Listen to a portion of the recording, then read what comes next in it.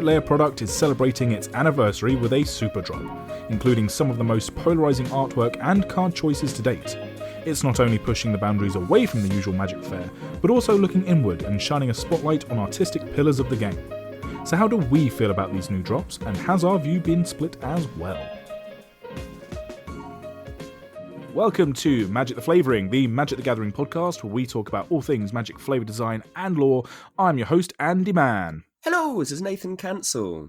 And today is a very special episode. It's not going to be special in its content, I suppose, even though all of our episodes are pretty special. But today is our 50th episode. That's pretty hype, isn't it, really? That's pretty good. I think that's good. I think that's cause for celebration. 50 episodes. Like, we started this podcast, technically, we actually started it in December of 2019, but we recorded a few episodes prior to our first publication, and our first publication was in January. So we've still not quite hit our 1 year anniversary yet. We're going to do that in January. But yeah, it's been 50 whole episodes of us talking about Magic the Gathering. Did you think we were going to get this far when we first started? I'm not going to lie. I think, yes.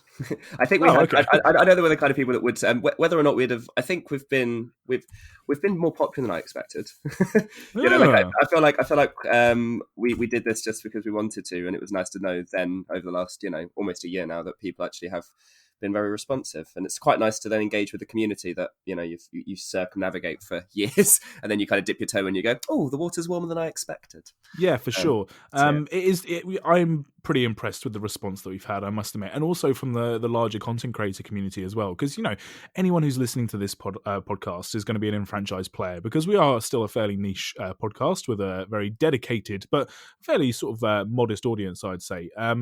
Which, if you are a regular listener, or even if this is your first time, like us doing 50 episodes, even though we wanted to do it to start with, we wouldn't have got this far without your support. So thank you so much for listening. Absolutely.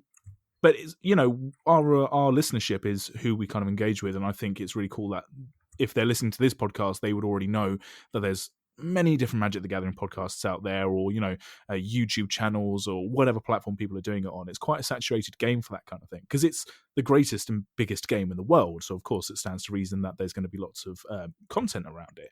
Yeah. So I've been really impressed with how we've engaged with the rest of the content creator community, who have been very welcoming to us. I don't think I've ever had any interaction with anyone at any level, whether it's, like sort of the big top dogs at things like Tolarian Community College, or, other creators that are kind of doing their own thing, or people who have just started out like us. At every level, I think we've been sort of very welcomed in, and people have kind of dug what we've done, which is really nice.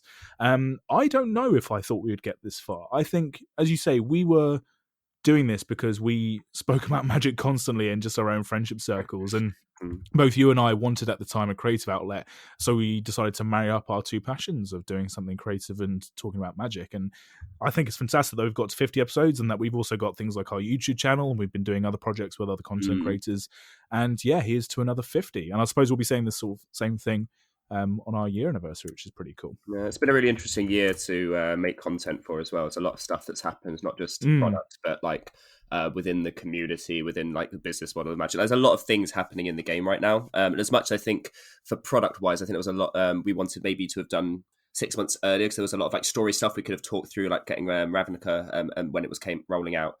Fine, okay, cool, we missed out on that, but we've also been able to talk every week about something pretty cool. Like, there's very few weeks where we haven't had something interesting to talk about. Like, even this week, we were like, oh, we don't really know is there going to be anything to talk about? Oh yeah, let's just drop 5 Secret Lairs. Cool, good. There you go. Yes. Have something to talk about.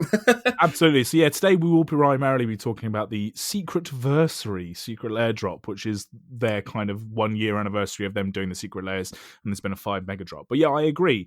It's the kind of thing when we did the concept for this podcast series, I think you and I pitched it as being somewhere between the Vorthos cast, who are a big inspiration for us, and Dies to Removal, which is with Pleasant Kenobi and The Professor, which was a podcast series that you and I both liked. So doing flavour and lore and design and looking at those as deep dives, but also having a bit more of a conversational tone and a bit more of a discussive kind of discourse between the two of us. And that would have led us maybe to have done loads of episodes in succession, which didn't really have any kind of like, oh, what's happening in Magic this week flavour to it.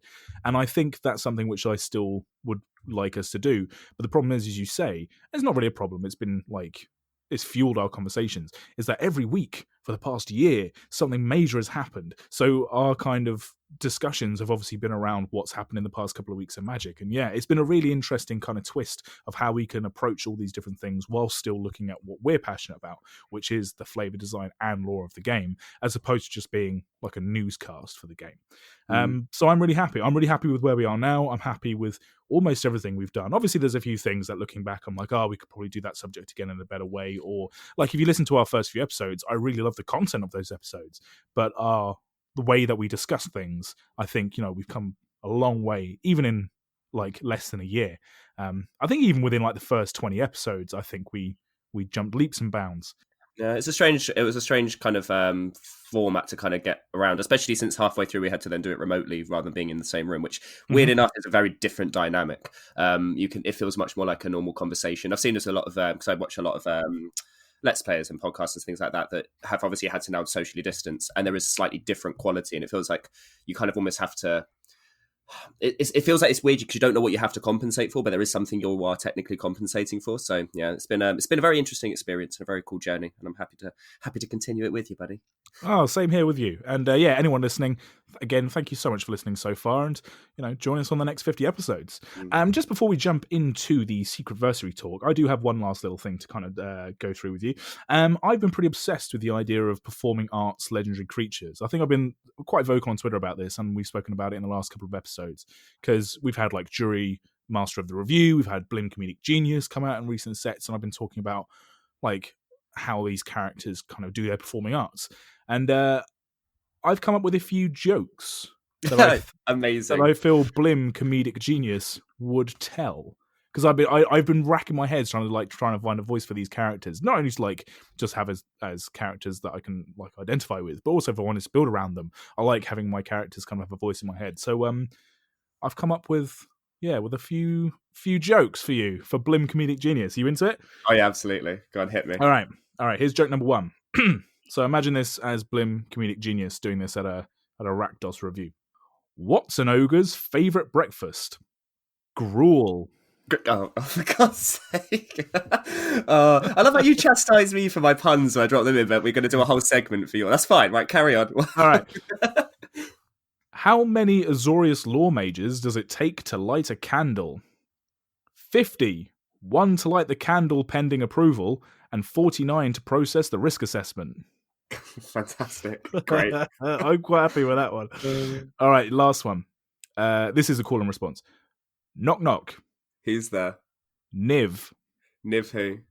Never hire a cartoon/film writer to produce 2 books intended to wrap up a decade's worth of storyline for your ongoing franchise. Okay, right. That's fantastic. That's a metacal. I like that a lot. Yeah, I don't think he would say that one, but no, maybe not. That's beautiful. Oh, fantastic. There we go. I was pretty happy with those. Good, great. I hope this is all just a bit, just so you could just have one more last poke at the creative team. Do you know what? No, it's because obviously, like, that's referring to Greg Wiseman, right? With the last 2 books, and the reason it popped up into my head, that particular one, is because I was watching some YouTube channel the other day, and they were talking about cartoons that had been cancelled, like in their prime, and one of them was the TV show Gargoyles. You know Gargoyles? Oh, ever heard of Gargoyles? You are ringing bells that I haven't been rung in a long time. Yeah, so anyway, it was a cartoon. It was quite popular. It was quite dark as well. And that was written by Greg Wiseman. And I was like, no, not the same dude. And it is the same dude. And he's actually done quite a lot. Like, he wrote a World of Warcraft book. Okay. So he has, like, as much as we joke and as much as I just made a joke about it, he did write books for other franchises. And he's done, like, a few other things as well. He just maybe shouldn't have been given the be-all and end-all of magic fiction, like, of the past decade. So, yeah. I mean, yeah. Oh, see, now I'm sad again. Let's talk about something good. Yeah, Secret Lairs. So, for those of you that don't know, the Secret Lair drops Secretversary, as they're calling it, is a super drop of 5 different Secret Lairs, which, like their many sort of drops that they've done, and like their many different products, you can either buy together or you can buy individually. And you have, I think, at time of recording, there's literally, I'm looking at the timer now, there's 3 days, 2 hours, 25 minutes, and 49 seconds left to purchase these things. So I'll run through them very quickly. We're not going to focus on loads of them. There's two in particular that we want to talk about, but here they are. So the first one is Secretversary, A Box of Rocks, which is a collection of 5 mana rocks. We have Art Series Seb McKinnon, which is 4 new artworks for established cards with Seb McKinnon art. We have Happy Little Gathering, which is a series of 10 lands. So that's 2 forests, 2 islands, 2 swamps, 2 plains, and 2 mountains with Bob Ross art on them. All basic lands. We have Party Hard, Shred Harder, which is a collection of spells with heavy metal art inspired artwork. And we'll talk about that a little bit later, what that means. And the last one is We Hope You Like Squirrels, which is 6 cards all depicting squirrel art on them, as the name suggests.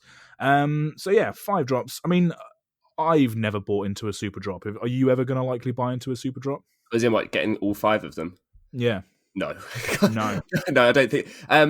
It's funny because individually, maybe I would look into maybe buying all of them individually, but as a big drop, I just cannot justify that much for promos.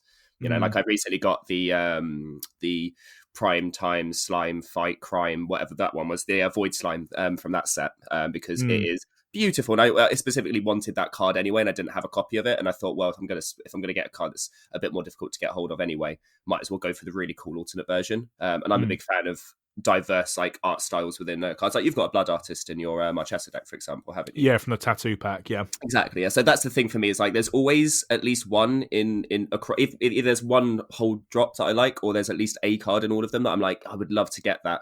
And I know the idea of secondary market, blah, blah, blah, doesn't exist, all that nonsense. For me, it's easier to get hold of a single one than, say, pay the extra, especially when these ones, for example, don't have the charitable donation aspect to it like the Extra Life does.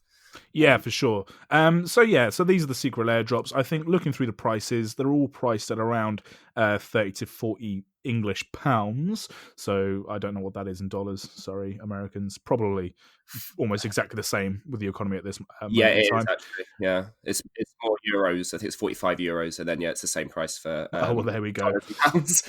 Yeah, they're doing them in non-foils, no-nonsense bundle for £100, which is 4 of the Secret Lair drops. I think it's the squirrel one that's not included. And then they're doing another bundle version, which is a Super Drop Foils Forever bundle, which does not have the... Shred Harder one. The Shred Harder one, thank you. So some of them are coming in 4, some of them aren't. Let's just jump into it then. So let's start with the Bob Ross Happy Little Gathering Lands edition. So again, as I said, this is a collection of 10 lands, 2 for each colour of mana, and they're basic lands, each with art featured on them by the late, great Bob Ross. For those of you who don't know who Bob Ross is it The Joy of Painting? Is that the TV show? The Joy of Painting, which ran for about 10 years from the late 80s to the early 90s. I suppose the mid-80s to the early 90s, and he was much loved, especially in America, but he did also cross over to places like Europe and Canada as well, where it was just an instructional painting TV show, and he was known for his very sort of positive outlook on life. The way that he kind of conducted himself on camera was very sort of light and breezy, and generally he's just kind of a pop culture figure that's kind of beloved. What do you think of these? I think they're really lovely. I mean, I think Bob Ross is one of these things. It's like there's nothing better than putting Bob Ross in the background of any activity you're doing. He's such a soothing, lovely fellow. The title of the product is obviously a reference to one of his little phrases that he says when he says, "There's no such thing as making mistakes. They're just happy little accidents." And I love that idea, that ethos that he has. It's what I have written down, because I don't have a lot for this, because it's not necessarily... I love the ethos behind why they did it, especially when you're doing like an artist series. I think this idea of being able to get, say, artists that are, say, past, and being able to get them and reinvigorate them into a new format, like, say, a card game, is amazing. The only thing I say about it is it's interesting how a typical Vista could kind of feel strangely unmagic sometimes. Mm-hmm. Like some of these artworks, I feel like what I put in is it's some kind of uncanny valley of where they look so realistic that it kind of feels like it wouldn't be put onto a Magic card as a land. If you know what I mean. I think they're all absolutely stunning, and I quite like that. I like the fact they do feel kind of unmagicy, even though they are just like, oh, it's just a mountain in the background. I'm like, yeah, but you don't normally see a mountain like that. The mountains you see tend to be a bit more basic, you know? I mean, for lack of a better word, excuse the pun. Beyond the fact they do look strangely and weirdly. This is supposed to be funny because we'll talk about it later with some other cards of how cards can feel a little bit unmagicy. Like these feel almost back to basics and still feel a little bit unmagicy, but they are for lack of a better word, stunning. Like they are absolutely beautiful. Yeah, it's interesting. I've seen a lot of criticism online over this particular drop because A, they're in standard border and framing, which means they're not full art or anything. They are just the same frames and mana symbols that you'd find on like a basic and a booster pack, which people are a little bit like for a premium basic. Mm-hmm. Maybe you want it full art. Maybe you want the framing or the bordering to be slightly different, and also the fact that a lot of people who maybe aren't that fussed about it being Bob Ross are looking at it and going, well, this is just what you would call like a standard Vista. There isn't anything particularly Magic or Magic the Gathering about it. I saw one Twitter commentator be particularly dismissive, saying, oh, these are just like the kind of lands that you'd throw away and draft chaff, which like as much as we all have bulk cards, I feel that's almost exactly the antithesis to this podcast and how we feel about lands and art. Don't just throw away anything. Consider what you're keeping, what you're throwing away. Whatever, that person's entitled to their opinion. But yeah, it's like diverse art styles. It's something we've always said with Secret Lair drops. If you want it, you can have it. Like as far as pricing goes, these should be for everyone. But in terms of content and art style, not every product is for everyone. So if you like Bob Ross and you like his art, these are the basics for you. If you don't have to buy them. That's pretty much it. So yeah, nice. It's a nice tribute to a very nice gentleman and very cool art. Cool. Next one up is We Hope You Like Squirrels. So this is a collection of 6 cards. We have Chatter of the Squirrel, Croson Beast, Squirrel Mob, Squirrel Wrangler, Swarmyard, and a foil squirrel token. Yeah, I guess this is very much, I feel for me, this is very much in the same vein as the rats and the cats Secret Lair drops, and to a lesser extent the dogs and the what's the other animal that they also have done? The birds one. Because the dogs and the birds one, they formatted sort of generically good staple cards and put in artwork with dogs and birds in them. And then the cats and the rats ones, they were actually cat and rat cards that had new artwork on it that was relevant. And I think this is closer to that, because obviously a few of these are actually squirrel cards. Yeah, it's funny. I love that. I hope you like squirrels. And my thing is, I don't really care. No, I don't either. And so this is, I think this is almost like tongue in cheek of where they go, well, I hope you like squirrels, because this is perfect. Of like, if you like that particular creature type, same with ornithological studies, same with the cat drop, same with the rat drop. If you like those cards, yeah, great. I mean, you're gonna love these. It's got some Ron Spencer artwork. You don't get to see very much new Ron Spencer artwork. It still looks like the back in the day artwork. So you've got a couple of new artists as well. Joy Yang on Squirrel Wrangler's new, nice, cool art style. I like the chibi kind of effect of it, almost like the anime kind of almost style to it. Crows Beast, Ivan Shavrin, that's also a new one. Never realised Crows Beast was a Squirrel Beast until today. I look back at the old card. I'm like, oh yeah, it's still written squirrel on there. Fantastic, amazing. Swarmyard was very much needed of a reprint as well. So I think Carl Critchlow artwork's really good on that. Also, that token by Puffy Gator. I think it balances out every aspect of the Shred Harder Secret Lair drop in terms of cuteness to like metalness. Like I've looked through some of their other artworks. It reminds me a lot of like Johannes Foster's artworks. Just really cutesy, super vibrant. Like there's a lot of it's almost like sun-kissed animals. Really really cool. They can do all of the tokens like going forward. Super cute. Really like it. It's weird that this is the one that's only available in foil. Yeah. It is interesting. Well, I kind of feel... Well, I'll tell you why this is only available in foil in terms of a practical thing. Is because squirrels are this kind of meme tribe in Magic, right? It's why a lot of the unset cards are based around squirrels, because everyone has their favorite tribe, and just for whatever reason the Magic community has taken it upon itself to make squirrels like this kind of quote-unquote most powerful tribe, but kind of in a jokey tongue-in-cheek way, as you say. And there's the quote, there's the meme of Emrakul can be taken down by 13 1/1 squirrels, right? With flying 15, sorry, apologies, yeah. Of course. And on Squirrel Mob, the flavor text reads, I barely escaped with my life.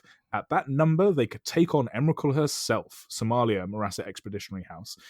Yeah, that's so nice. Really they're cool. Leaning full into the meme with this. And I think the reason that they're in foil is because they only really expect people who are playing like Eternal formats or EDH to be picking up this drop. They're not like modern legal or standard legal. Do you know what I mean? Like, this is why they're doing it. I think the issue is obviously there is a degree of issue with curling, and obviously when it comes to foils, that's a risk you take, and the fact you don't get an option to not take that risk with this is kind of interesting. I do think, well, again, it's because they're not going to be in tournaments. Do you know what I mean? Exactly. I mean, I think a lot of these artworks as well will pop really well. I mean, also some rooms are just plain nuts. Is the flavor text on Chatter of the Squirrel, which I love. I like it. So whatever. I think this is peak. This is peak Secret Lair. It's a cheesy meme drop, which people can either find cute and get it, or not find cute and not get it.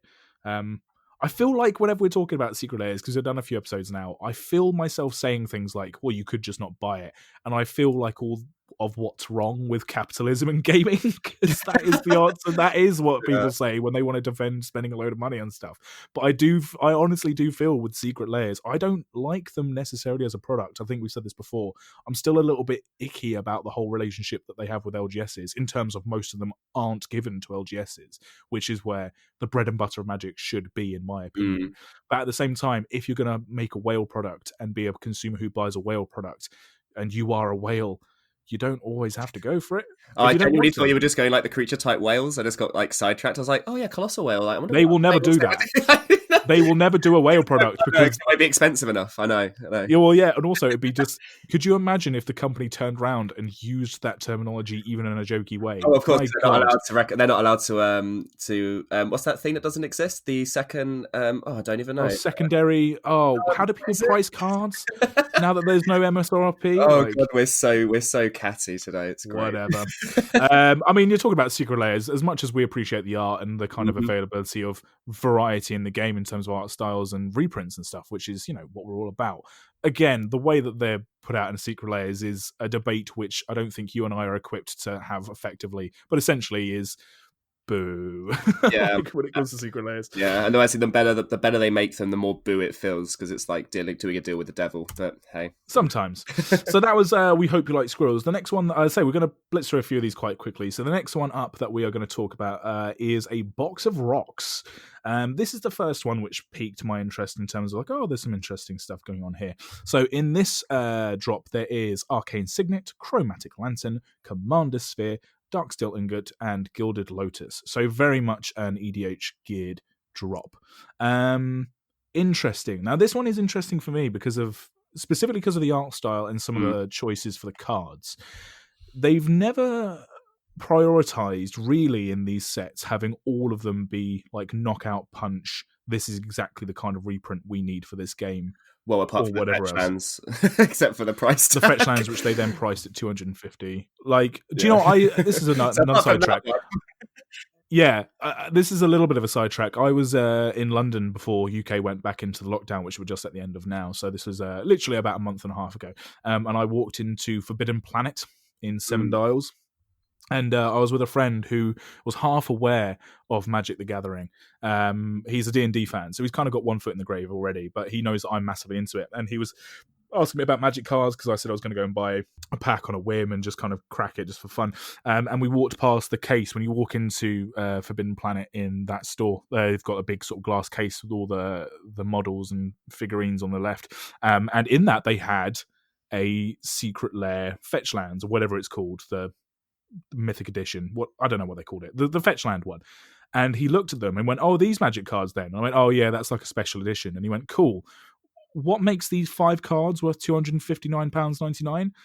And I explained to him, that is the question. I explained to him from as quick as I could in 30 seconds, because that was his attention span to it, what the situation was with that Secret Lair drop.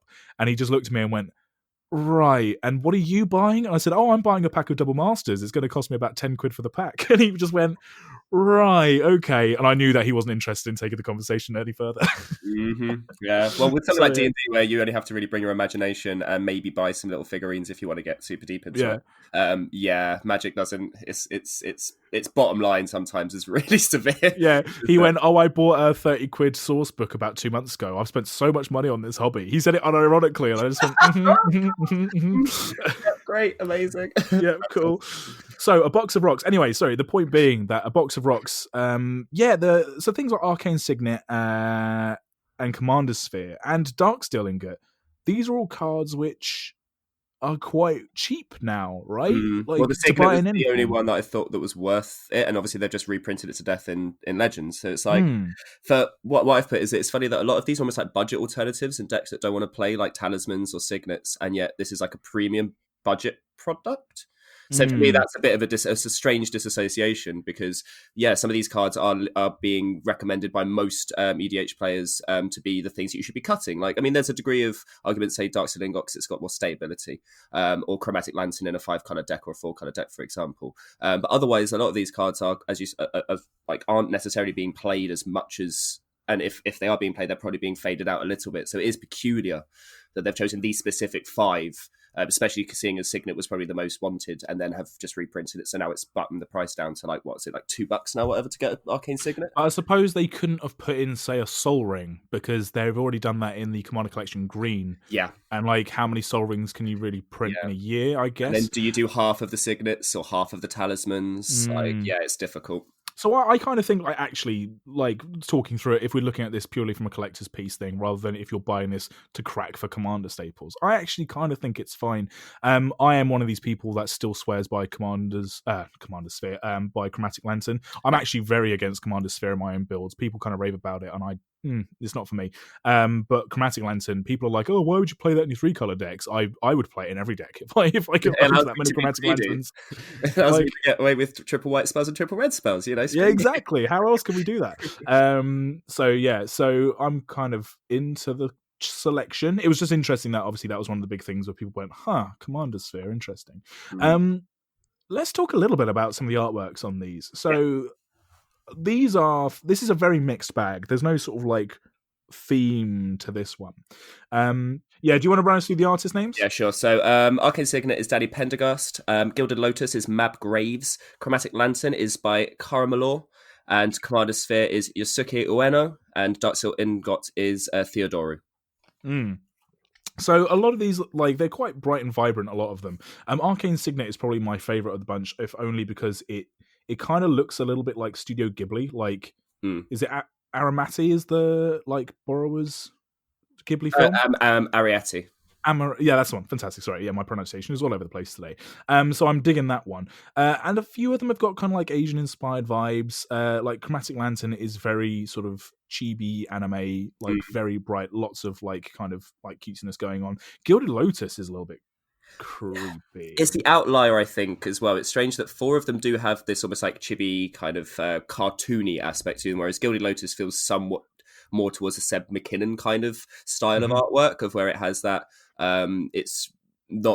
it's very hyper stylized, kind of like not absurdism, but it feels a little bit absurd. It's obviously just wings coming out of her hair in this Gilded Lotus artwork.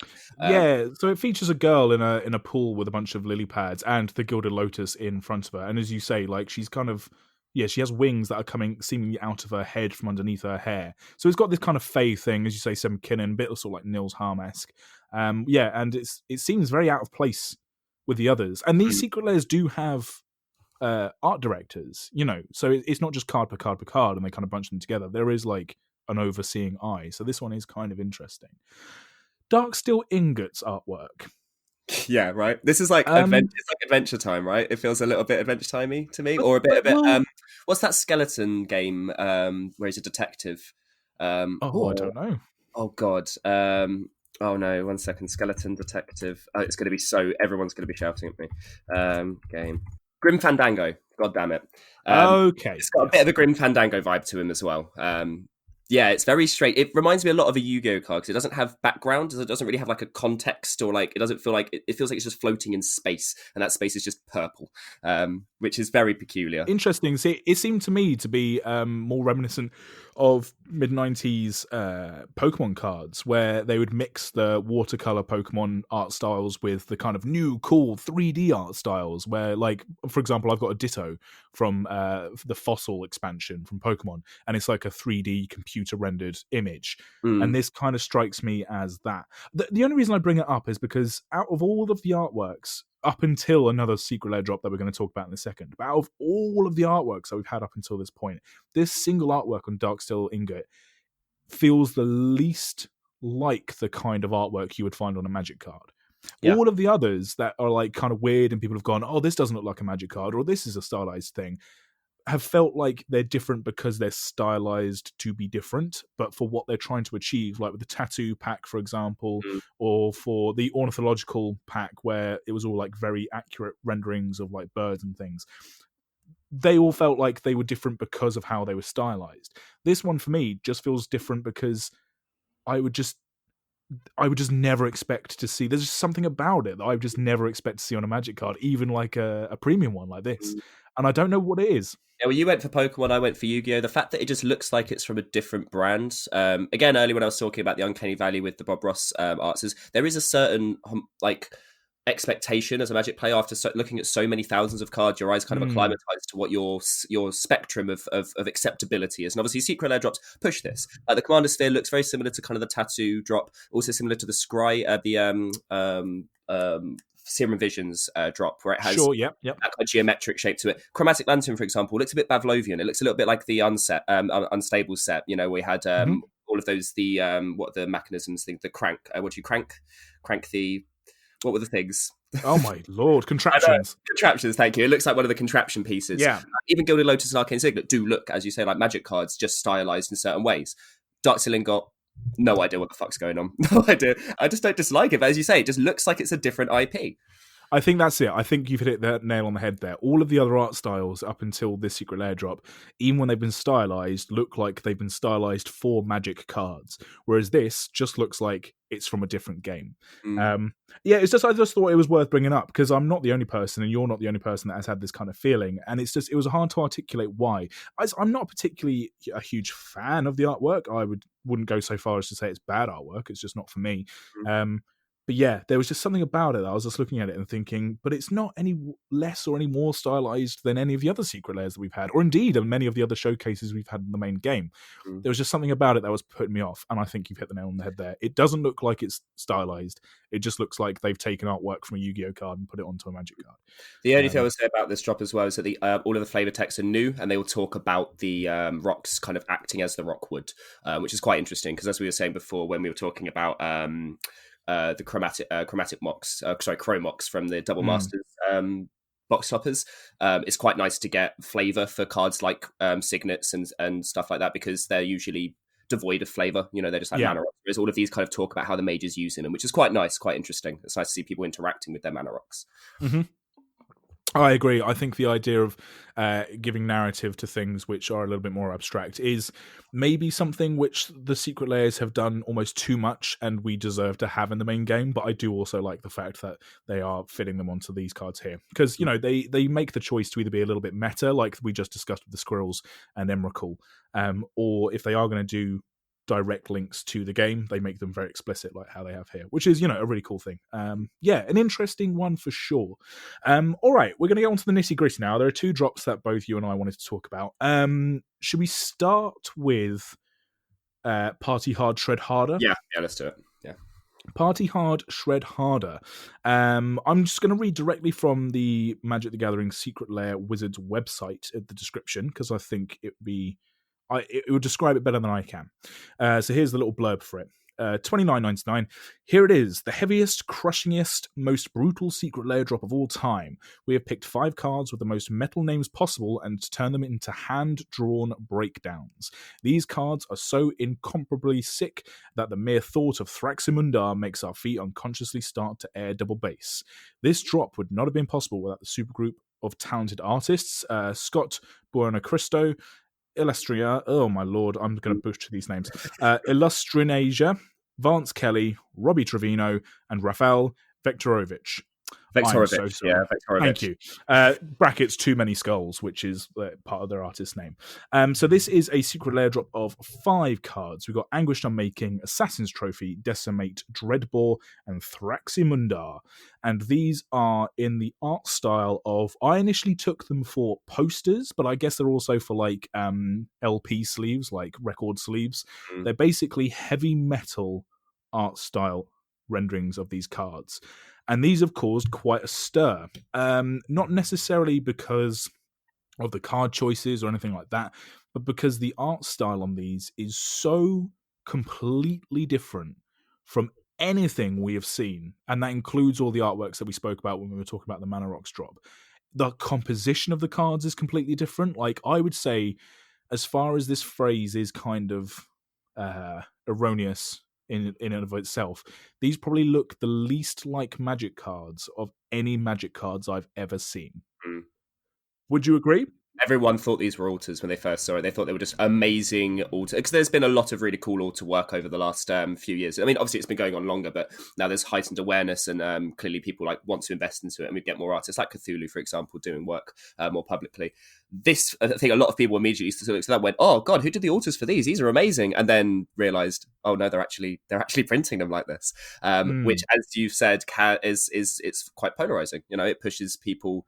When you make something that is so abstract, it is going to push opinion one way or the other, I think. And I think it's obviously deliberate, but yeah, these have caused quite a fuss.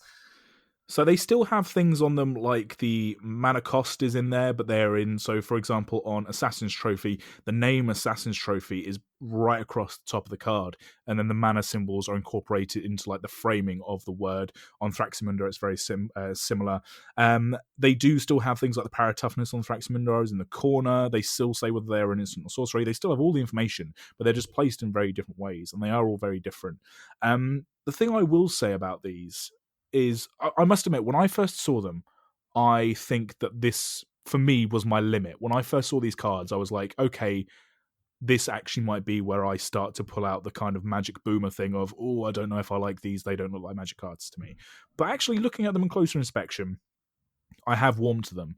And I think it's to do with some of the deference that these artists have paid to the game, because they haven't just, unlike a lot of Magic altars, where through their creative decision and their process, they kind of divorce the card entirely from the game, except for maybe it's like name. But then the artwork is completely different, and they just kind of treat it like, oh, well, it's like a textless card or whatever.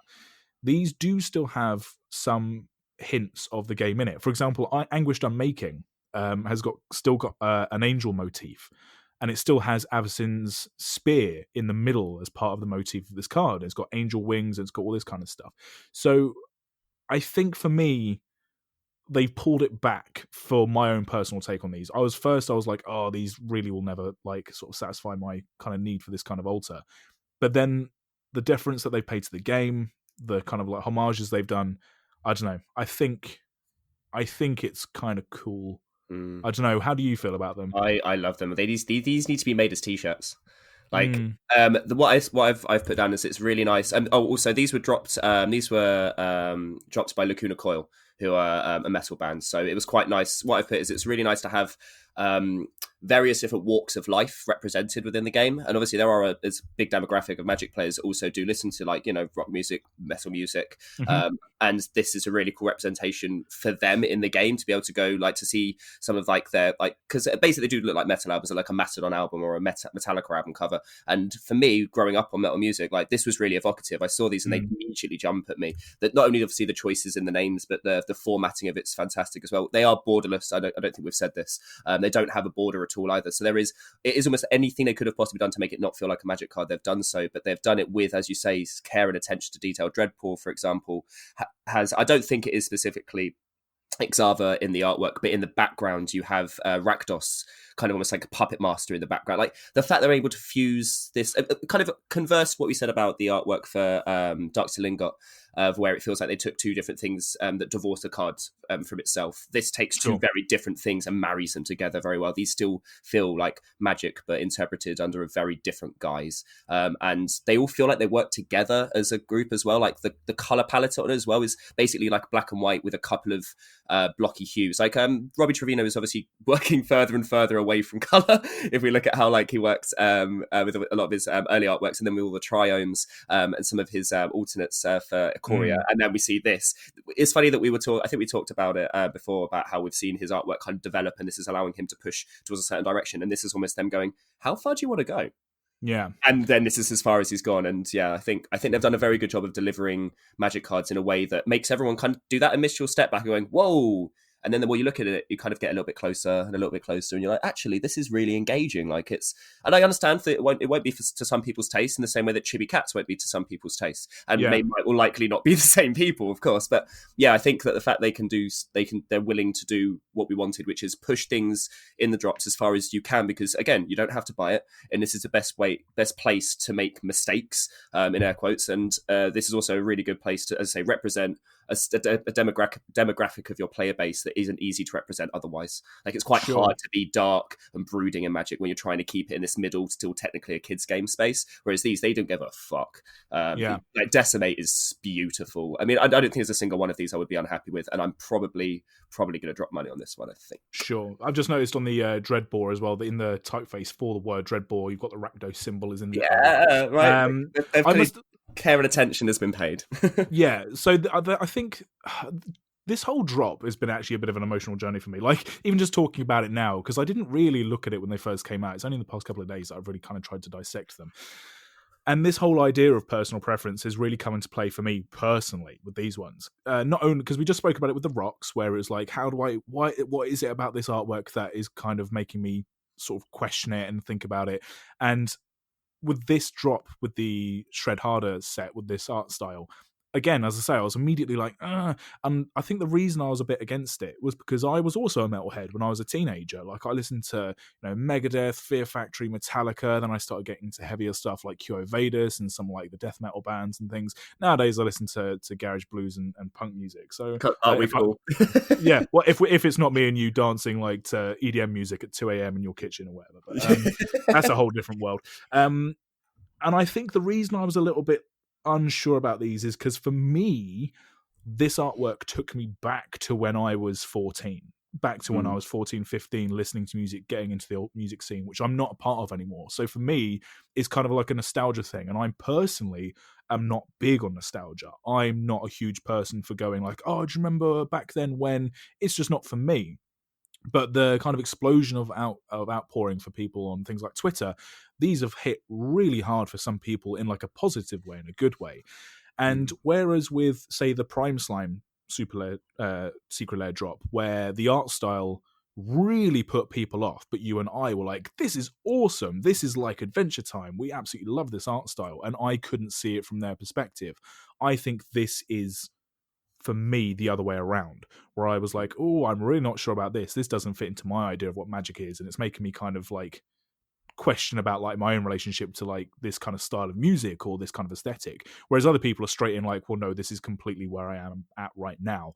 So I think it's just interesting. We've been talking forever about the idea of like not every Secret Lair drop is for you. And I think this is one of the first times, this one and the dog one, which was released a few months ago, where those two Secret Lair drops were like, for me personally, completely not my cup of tea. But clearly, they are for a lot of other people. And I'm, as I say, as you've been saying, I'm really happy that they've pushed it and they've given the artists the kind of legroom. Like, these don't look like Magic cards to me, but that doesn't matter at the end of the day. Like they do to a lot of people. So yeah, interesting journey. Bit of soul searching going on. It's funny how this product makes you do that. Cool. Let's move on to the last drop then. This is probably the one that you and I are going to be most happy about, and I dare say most people. And this is the Artist Series Seb McKinnon edition. So this is a set of 4 cards. We have Damnation, Enchanted Evening, Sour of Temptation, and a Full Art Swamp. All of which with brand new artwork from Seb McKinnon. If you don't know who Seb McKinnon is, he is essentially the artist of Magic the Gathering at the moment and has been for about sort of 2 years now.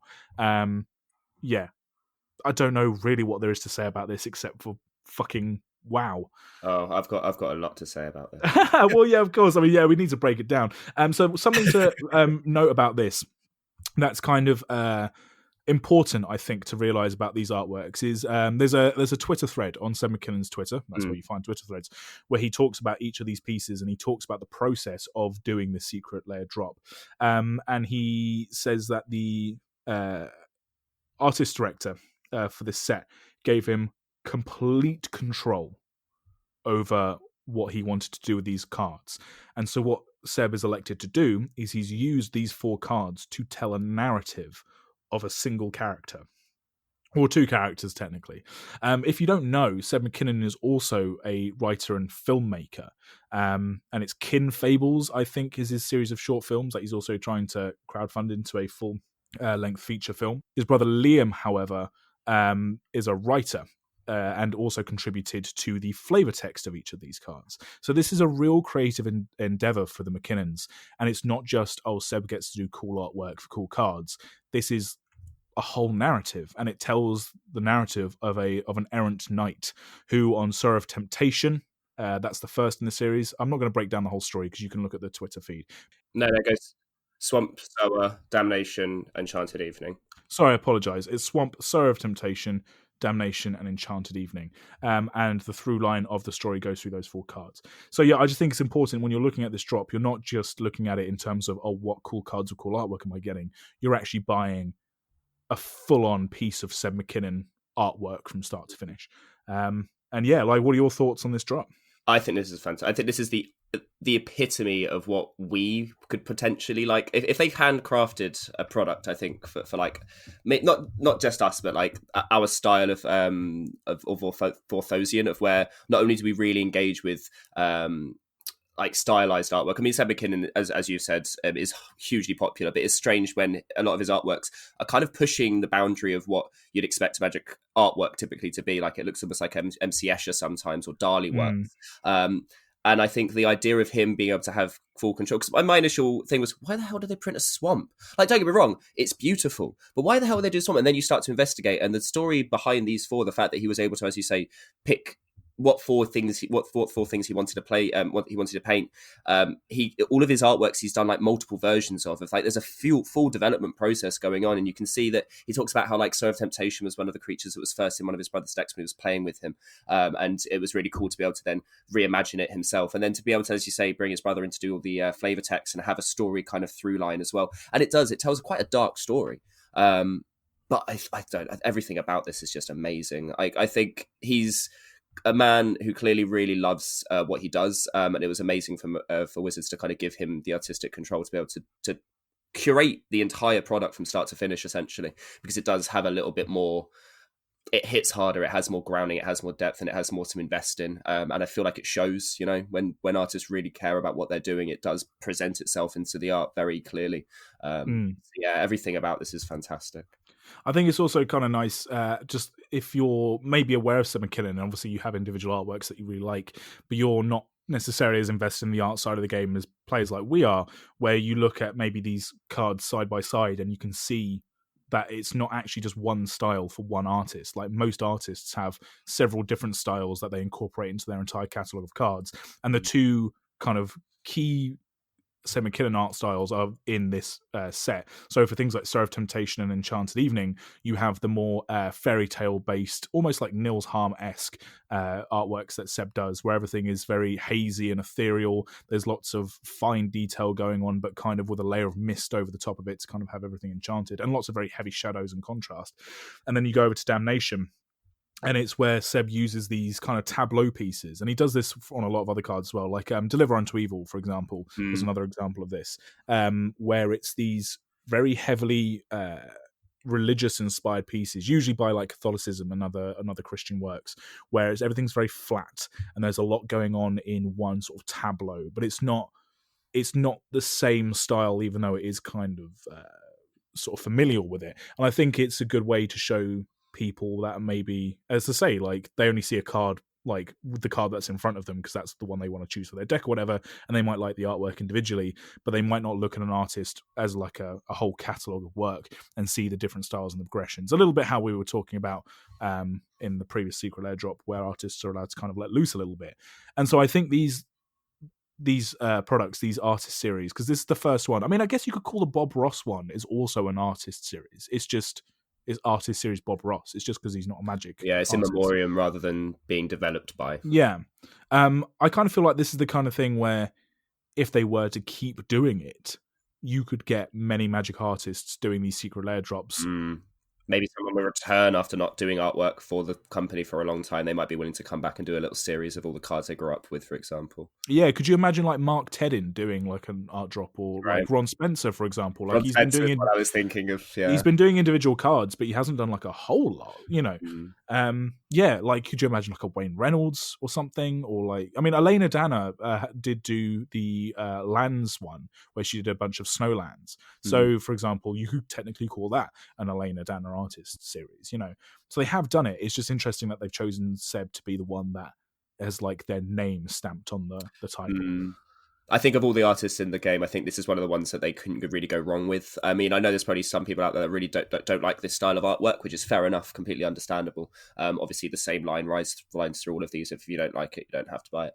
But Mm, it's the fact that they've even done like a little short animation of all these cards, one to the other, like the narrative, all of the flavor text being spoken over the voice actress.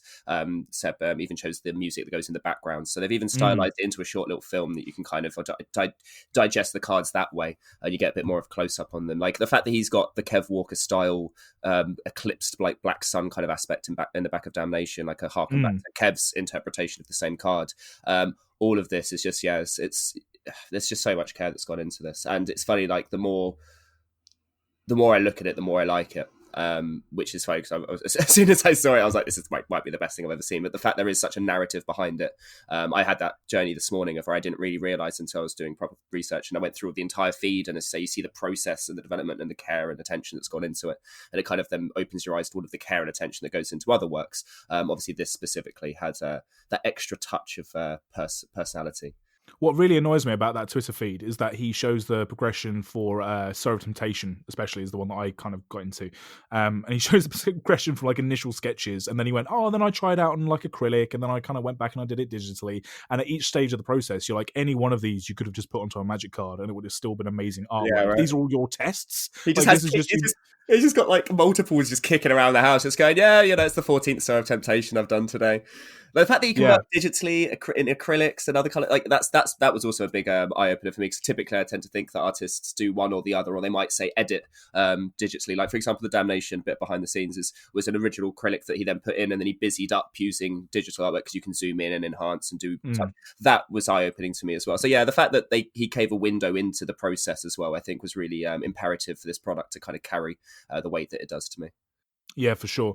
I desperately hope that they do more Secret Lair art drops. Not necessarily because it's ever something I'm going to get my hands on, but if they're going to be able to show a spotlight on individual artists and give some of the game's like sort of prominent artists the spotlight they sort of deserve for contributing to the game as much, I think this is a really sort of like prominent way of doing it.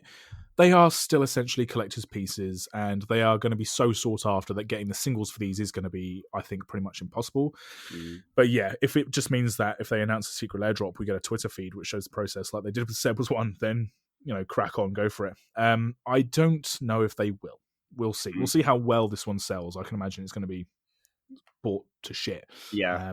I think I'm gonna try and get the metal one, just because for me it's really interesting to get cards that don't feel like magic cards. Like it's also even stranger, like when you have them in the deck. It's one thing to look at them on a page on the screen, but say for example like the Void Slime that I got, like when you happen to draw it in your opening hand or one of the cards you draw 3 times, it does have a slightly different kind of feeling to it. It does kind of engage you a little bit more. It's something about it. I don't know if you've experienced this when you've played with cards that are deliberately converse to what normal like magic styles are, but Yeah. that diversity it adds to your deck is also quite cool. And also I think it might be a bit tongue in cheek that he did Damnation as well, knowing that maybe it needed a bit more circulation, a bit more printing. Which I wonder. I'd love to think that he's just like, oh, I know what the players need. They need a new Damnation. Yeah. And the players like, yes, we did, Seb. Thank you, Seb. Like he did, as you say, he did get into fantasy games through Magic as well as other games as well. So yeah, potentially. So yeah, that's the Super Drop series.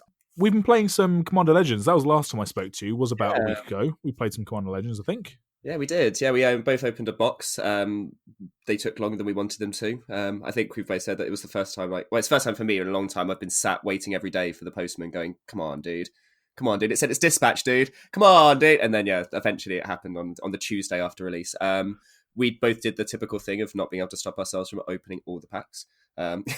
Which is we both built 2 sealed decks. I opened up 2 6-pack sealed pools and built a deck from each, and you built 2 from 1 6-pack sealed pool, right? Yeah, because the choices. If you are going to do a sealed version for this, by the way, guys, be careful when you open 6 packs of 20 cards, because your choices.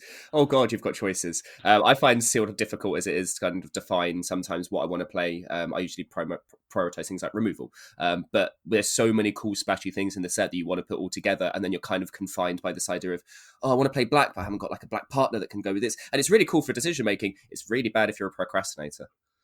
Isn't it interesting then that with all that choice, both of us built Togo and Armix decks? We bit the same one, yeah. Because it's there's combinations of some of these are really cool. Like we even found within the games we were playing some interactions that kind of re-sparked my like, oh, this is why I love limited. It's why we like playing Pack Wars, because that random 5-mana destroy a land card that's crappy, worse than draft chaff, is actually really good in Pack Wars, because you get to destroy their one island, so they can't play half the spells in their hand. Like that kind of idea of being able to utilize all the cards to cool effects. Like there are some really cool, crazy stuff that happens. Yeah, you found that Falthis, the cat familiar, giving death touch to creatures when you're playing Togo. Togo makes the rock have the creature do the damage. It's not the rock that does the damage. No. So suddenly all of your creatures have rocks with death touch. Yeah, which is pretty good. Forming on the board, you're like, oh, this is amazing. And then obviously all the 3 players look around you going, well, we've got to kill him now then. And then in my Togo deck, I had the Black Elf that whenever a token leaves the battlefield, opponents lose 1 life, you gain 1 life. So I've got a bunch of rocks that I can attach to things. I throw the rock, people lose a life, gain life. So all these little interactions were pretty cool. The other thing I was really impressed by, and this is probably more to our sort of brand, is that in the multiplayer settings, because I played a few 4-player games, I think you only managed to get a few 3-player ones in when we were playing with people on Spell Table, is that the flavor of these commanders, even in a limited setting, like Togo, is so fun just to kind of put some rocks on them and throw them around. I don't know, Becca deck, because Becca's my sort of second Silpool deck that I built.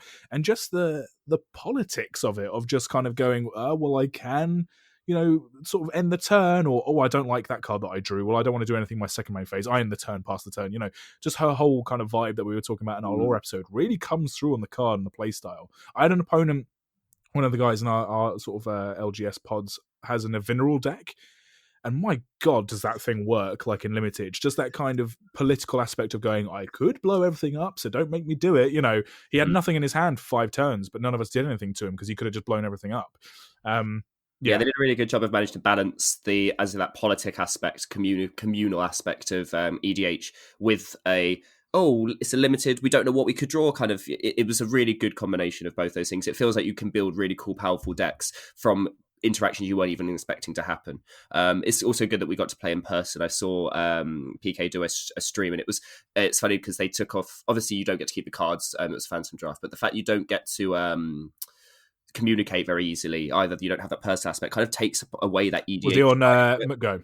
Yeah, exactly. And as much as they did have a bit of banter back and forth in the chat, it doesn't have that same feeling. Whereas when you get to, throw rocks at people's faces and have a little laugh about it, like that's exactly what it should feel like. So yeah, I think they did a really good job. Like the play experience from Legends is everything that I kind of wanted from it. So for sure. Yeah, and from our regular draft booster boxes, both of us managed to get an etched foil, which are quickly becoming one of my favorite foiling processes. So I got Lysa, Shroud of Dusk, which is the black-white, and you got an Akiri Lineslinger, which I did. Yeah. Very cool.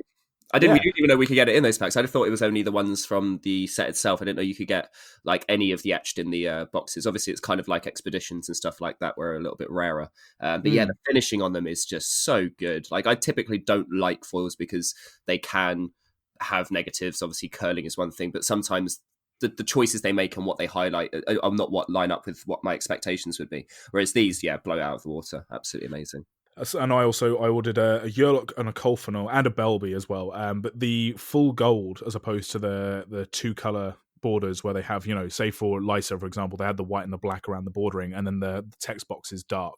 For the gold ones, it's just all gold. And I wasn't quite sure how I was going to feel about it, but they're really nice. They're really bright as well, which for something like Queen Marchesa, the printing for the artwork on any Queen Marchesa I've ever seen has been really dark, and it kind of feels a little bit dull, which is a shame because the artwork itself is high contrast, but it's not like black. You can still see the greens and the reds, whereas on the printing of the Queen Marchesa cards, at least the one I have, is very dark. So I hope if I ever see a etched foiling, or if I ever buy one, that the etched foil Marchesa is actually a bit brighter, because the etched foil around it on the border will be.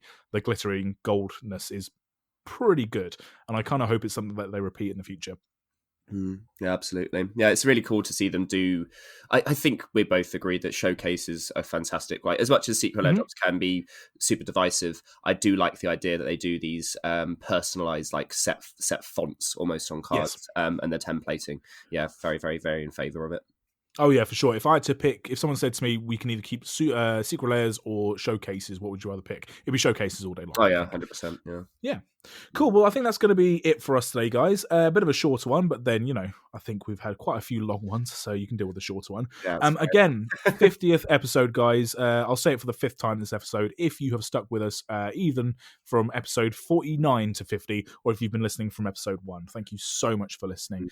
We also have a YouTube channel, Magic the Flavouring on YouTube, where we do cracker packs and video versions of our interview episodes, as well as some dedicated lore episodes, which we wouldn't be able to do on podcast form as well.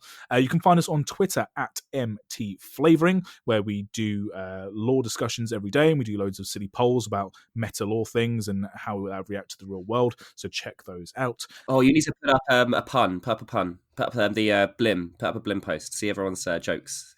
What I'll do is I'll take the recording of this episode and I'll put it up as like an audio file. Yeah. See if people's reactions. Yeah. If anyone does have any stupid blim jokes, because they are meant to be bad, do tweet them at us, or if you want to email them to us so we can take credit from them in future episodes, you can email them to mtflavouring@gmail.com. My personal Twitter is @AndyManface. Nathan's, yours is @TheFoxInTheMoon. All that remains for me to say, guys, is 50th episode. Hope we get 50 more. Thank you so much for listening. This has been Magic the Flavouring. We'll see you soon.